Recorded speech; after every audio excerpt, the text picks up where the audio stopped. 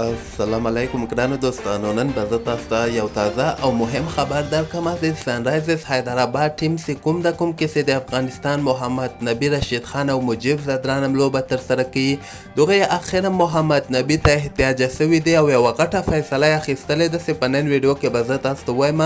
نو راځم ډایرکټ زه تاسو ته وایم لکه څنګه چې ما تاسو ته څو ورځې مخکې راهیسې دغه خبر درکړی و. د سنرایزرز حیدرآباد غټ مشکل چې کوم ده هغه ډیوډ وارنر دی، یعنې د دوی دغه کپټان چې کوم ده ځکه خپل هم ښه فارم کې نه ده او نه دومره ښه فیصلې اخیستلی سي، رنزونه هم نه کوي، یعنې ټیم باندې بوج ده. نو بالاخره سنرایزرز حیدرآباد دغه فیصله اخیستلې ده چې د ډیوډ وارنر په ځای باندې به موږ کین ویلیمسن د نیوزیلینډ کپټان چې کوم ده هغه به د سنرایزرز حیدرآباد کپټنسي ترسره کوي او د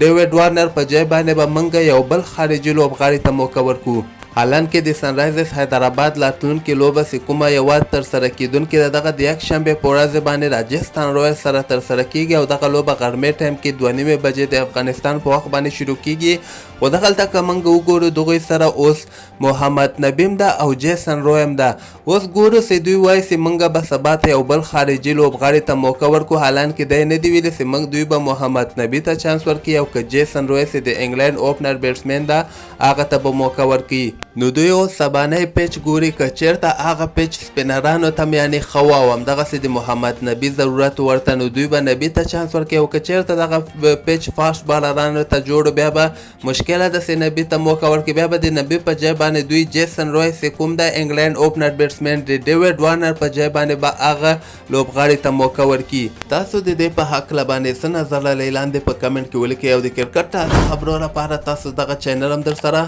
سبسکرایب کولی شئ.